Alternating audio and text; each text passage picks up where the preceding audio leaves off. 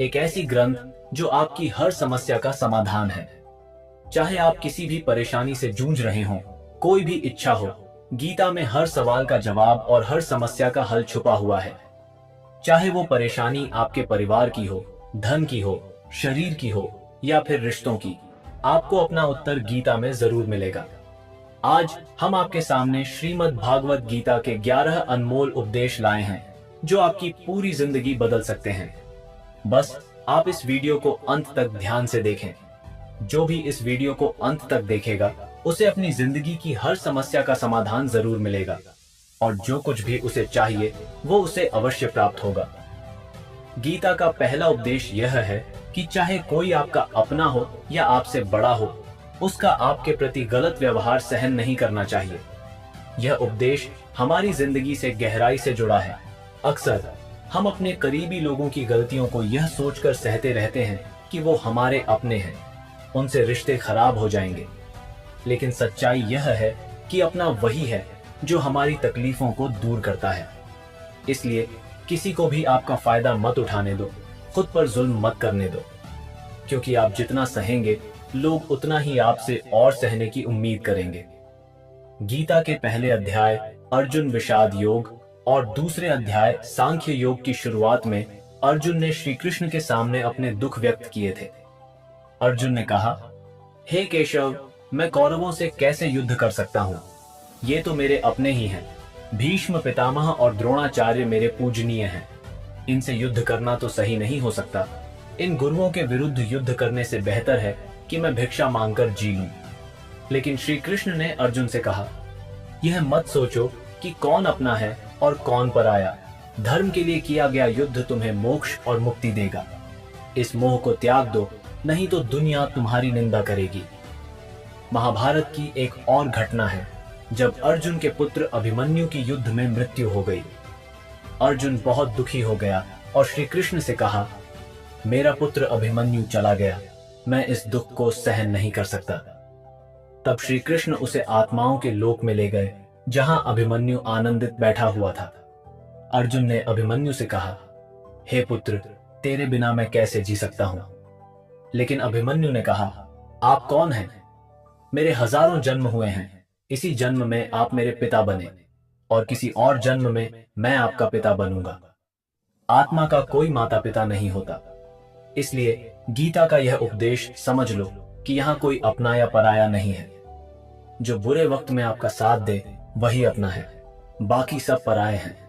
गीता का दूसरा उपदेश यह है कि जो चला गया है उसका दुख मत करो और जो आने वाला है उसकी चिंता मत करो। जब महाभारत का युद्ध चल रहा था, अर्जुन ने श्री कृष्ण से कहा, अगर यह युद्ध हुआ तो करोड़ों लोग मारे जाएंगे, उनकी स्त्रियों का क्या होगा? समाज कैसे आगे बढ़ेगा? लेकिन श्री कृष्ण ने उसे समझाया कि आने वाले समय की चिंता मत करो, केवल अपने धर्म का पालन करो। भगवान श्री कृष्ण ने अर्जुन से कहा, तू बड़ी बड़ी ज्ञानियों जैसी बातें करता है, लेकिन सच्चा ज्ञानी वो होता है जो बीते हुए कल का शोक नहीं करता और आने वाले कल की चिंता नहीं करता। जीवन और मृत्यु प्रकृति की नियति है, इसे तू चाहकर भी बदल नहीं सकता। इसीलिए जो ज्ञानी होते हैं वे किसी के जाने पर दुखी नहीं होते, न ही भविष्य की चिंता में खोते हैं।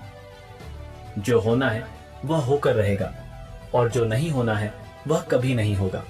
हमारे सारे दुखों का कारण यही है कि हम बीते हुए समय के बारे में सोच सोच कर परेशान होते रहते हैं या फिर भविष्य की चिंता में डूब जाते हैं। गीता का ज्ञान हमें सिखाता है कि न तो हम बीते हुए कल को बदल सकते हैं और न ही आने वाले कल पर हमारा कोई नियंत्रण है। हमारे हाथ में सिर्फ वर्तमान है, बस यही पल हमारे पास है। हमारा 99% तनाव और चिंताएं भूतकाल और भविष्य के बारे में सोचते रहने से ही होती हैं। हम हमेशा या तो गुजरे हुए समय में जीते हैं या फिर आने वाले समय की चिंता करते हैं, मगर वर्तमान को कभी नहीं जीते। जब आप वर्तमान का पूरा आनंद लेना सीख जाते हैं, तभी आपकी जिंदगी से तनाव कम होता है और चिंताएं खत्म होती हैं। वर्तमान में जीना एक बहुत बड़ी उपलब्धि है। हमारे पास सिर्फ आज का ही पल है और हमें जो भी करना है वो आज ही करना चाहिए। कभी भी यह सोचकर समय को बर्बाद मत करो कि अभी मेरे पास बहुत समय बचा है। हमारे सारे दुखों का कारण यही है कि हम बीते हुए समय के बारे में सोच सोच कर परेशान होते रहते हैं या फिर भविष्य की चिंता में डूब जाते हैं। गीता का ज्ञान हमें सिखाता है कि न तो हम बीते हुए कल को बदल सकते हैं और न ही आने वाले कल पर हमारा कोई नियंत्रण है। हमारे हाथ में सिर्फ वर्तमान है, बस यही पल हमारे पास है। हमारा 99% तनाव और चिंताएं भूतकाल और भविष्य के बारे में सोचते रहने से ही होती हैं। हम हमेशा या तो गुजरे हुए समय में जीते हैं या फिर आने वाले समय की चिंता करते हैं, मगर वर्तमान को कभी नहीं जीते। जब आप वर्तमान का पूरा आनंद लेना सीख जाते हैं, तभी आपकी जिंदगी से तनाव कम होता है और चिंताएं खत्म होती हैं। वर्तमान में जीना एक बहुत बड़ी उपलब्धि है। हमारे पास सिर्फ आज का ही पल है और हमें जो भी करना है वो आज ही करना चाहिए। कभी भी यह सोचकर समय को बर्बाद मत करो कि अभी मेरे पास बहुत समय बचा है। एक बार एक गुरु ने अपने शिष्य को पारस पत्थर दिया। वह शिष्य बहुत आलसी था, हर काम को कल पर टाल देता था। गुरु ने उसे कहा, मैं तुझे यह पारस पत्थर दे रहा हूं, जो भी लोहा इसे छुएगा वह सोना बन जाएगा, लेकिन यह पत्थर मैं तुझे सिर्फ 1 महीने के लिए दे रहा हूं। शिष्य बाजार में लोहा खरीदने गया, लेकिन उसे लोहा महंगा लगा और उसने सोचा कि कुछ दिन रुककर खरीद लूंगा जब दाम कम हो जाएगा। उसे यह नहीं सूझा कि वह लोहे को सोना बना सकता है और बहुत सारा धन अर्जित कर सकता है। आलस्य के कारण उसने उस काम को कल पर टाल दिया। आखिरकार पूरा महीना बीत गया और वह कुछ भी नहीं कर पाया। जब गुरुजी वापस आए तो शिष्य ने उनसे और समय मांगा, लेकिन गुरुजी ने कहा, समय समाप्त हो चुका है। यह कहानी हमारे जीवन की सच्चाई को दर्शाती है। हमारा समय ही पारस पत्थर है और अगर हम इसे सही तरह से उपयोग करें तो हम अपनी जिंदगी को सोने की तरह अनमोल बना सकते हैं। लेकिन अगर हम हमेशा सोचते रहेंगे कि हमारे पास बहुत समय है तो हम कभी भी सही मायने में जी नहीं पाएंगे। गीता के तीसरे उपदेश में भगवान श्री कृष्ण ने बताया है कि मृत्यु का डर व्यर्थ है। उन्होंने गीता में कहा है कि यह संसार मृत्यु लोक है। जिसका भी जन्म हुआ है वो एक दिन जरूर मरेगा। जिसका आरंभ हुआ है उसका अंत अवश्य होगा और इसे कोई रोक नहीं सकता। जैसे हम रोज कपड़े बदलते हैं, वैसे ही हमारी आत्मा नया शरीर धारण करती है। मृत्यु सिर्फ इस जीवन का एक नया आरंभ है, इसका अंत नहीं। आत्मा कभी नहीं मरती और ना ही उसे कोई मार सकता है, लेकिन फिर भी मृत्यु का डर इंसान को सबसे ज्यादा सताता है।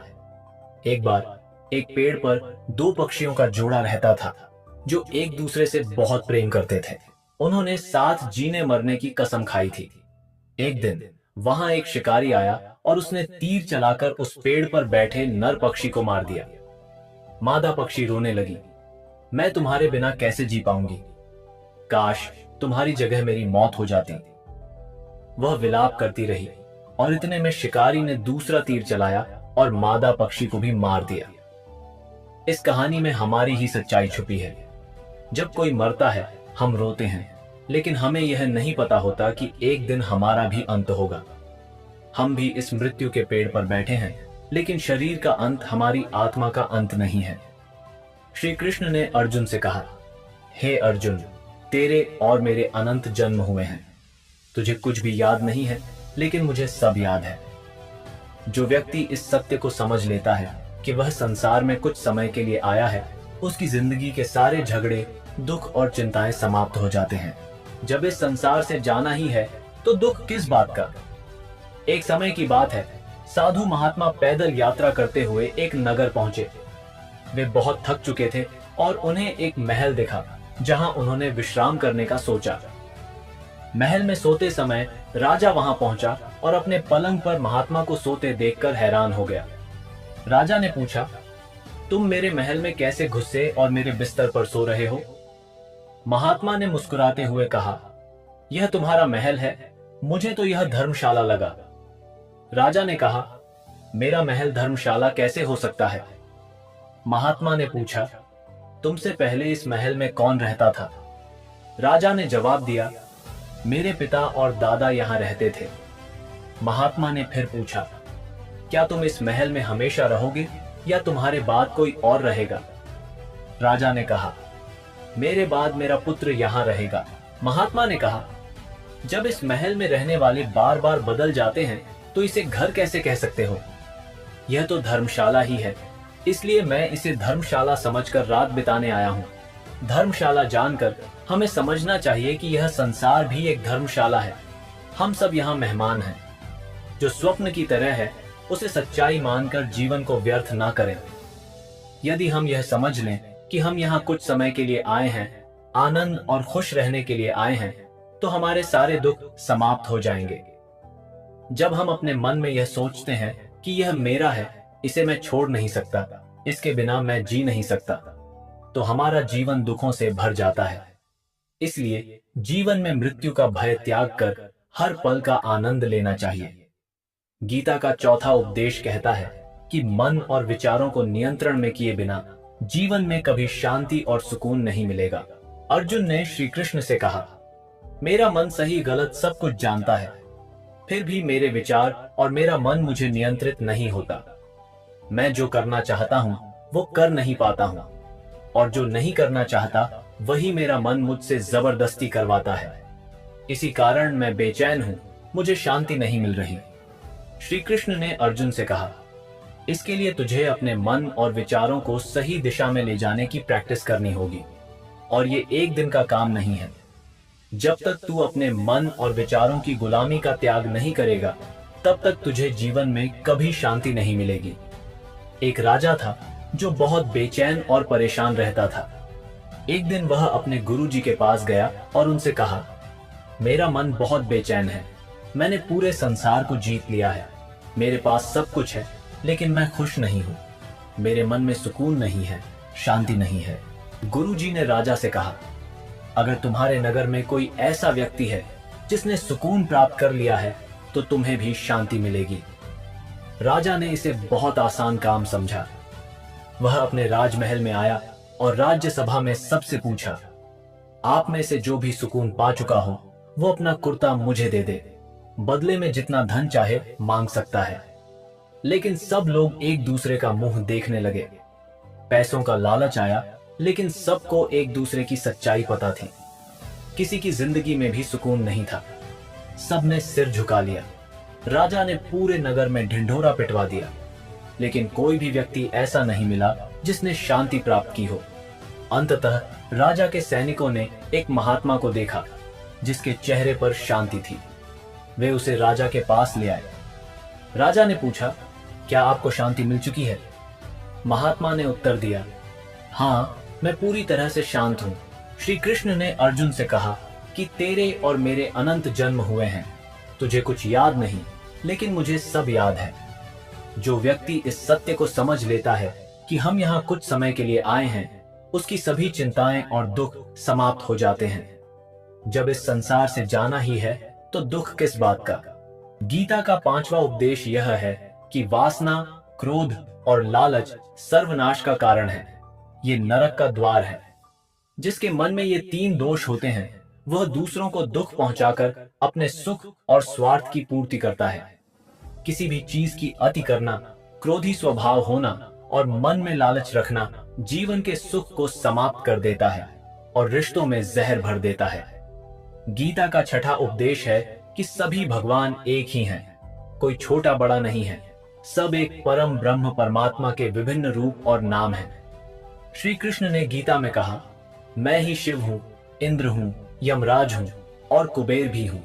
मैं ही अग्नि हूं और देवताओं के गुरु बृहस्पति भी मैं ही हूं। इसलिए किसी भी देवता या ईश्वर में भेदभाव मत करो और कभी किसी को छोटा बड़ा मत समझो। गीता हमें यही सिखाती है कि कभी भी दूसरों के ईश्वर को छोटा नहीं समझना चाहिए और इस बात पर झगड़ा नहीं करना चाहिए कि कौन बड़ा है और कौन छोटा। गीता का सातवां उपदेश यह है कि सुख की इच्छा ही हमारे दुखों का कारण है।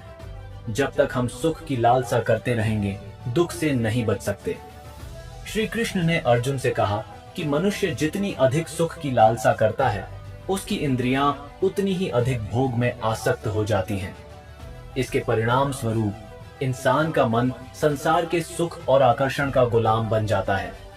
जितना वह सुख के पीछे भागता है, उतना ही उसे दुख का अनुभव भी करना पड़ता है, क्योंकि संसार का नियम ही ऐसा है।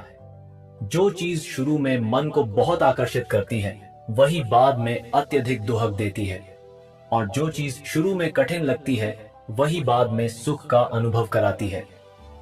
गीता का 8वां उपदेश यह है कि जो भी मनुष्य संसार के सारे मोह त्याग कर केवल भगवान को अपना सहारा मान लेता है, उसकी हर जरूरत भगवान पूरी करते हैं और उसकी हर प्रकार से रक्षा भी वही परमात्मा करते हैं। गीता का 9वां उपदेश यह है कि इस संसार में हमारा कुछ भी नहीं है। आपने कई बार सुना होगा कि तुम्हारा क्या गया जो तुम रोते हो, तुम क्या लाए थे जो तुमने खो दिया, तुमने क्या पैदा किया जो नष्ट हो गया, तुम जो भी ले गए यहीं से लिया और जो कुछ भी दिया यहीं पर दिया। इस संसार में जो कुछ भी है वह परिवर्तनशील है।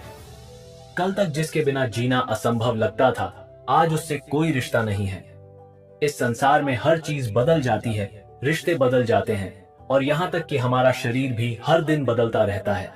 बचपन से जवानी, जवानी से बुढ़ापा, और अंततः यह शरीर भी हमारा साथ छोड़ देता है। तो फिर किसके लिए रोना और चिंता करना? गीता का 10वां उपदेश यह है कि किसी से भी अत्यधिक मोह मत करो। श्री कृष्ण ने गीता का पूरा ज्ञान अर्जुन के मोह को नष्ट करने के लिए ही दिया है। मोह ही वह कारण है जो इंसान को सबसे ज्यादा रुलाता है। मोह इतना बलवान है कि शेर जैसे इंसान को भी कमजोर बना देता है। अर्जुन, जो देवताओं को भी युद्ध में पराजित कर चुका था, अपने ही रिश्तेदारों को युद्ध में देखकर इतना विचलित हो गया कि वह कहने लगा, केशव, मेरे हाथ में धनुष पकड़ने की ताकत भी नहीं बची है, मेरे हाथ कांप रहे हैं, मैं युद्ध नहीं कर पाऊंगा। मोह की पीड़ा इतनी गहरी होती है कि कई लोग इसे सहन नहीं कर पाते और आत्महत्या तक कर लेते हैं। इसलिए किसी से भी हद से ज्यादा मोह करना आपको जीवन भर दुख ही देगा। गीता का 11वां उपदेश यह है कि इस संसार में दुख का अनुभव अनिवार्य है। श्री कृष्ण कहते हैं, यह संसार दुखालय है, अर्थात यह दुखों का घर है। जैसे औषधालय में औषधि मिलती है, पुस्तकालय में पुस्तकें मिलती हैं, वैसे ही इस संसार में दुख मिलते हैं। दुख से घबराना नहीं चाहिए, क्योंकि जहां दुख है वहां सुख भी आएगा। यह संसार अस्थायी है, यहाँ कुछ भी स्थायी नहीं है। दुख सुख में बदल जाता है, और सुख दुख में, सम्मान अपमान में, और अपमान सम्मान में, खुशी दर्द में, और दर्द खुशी में बदल जाते हैं।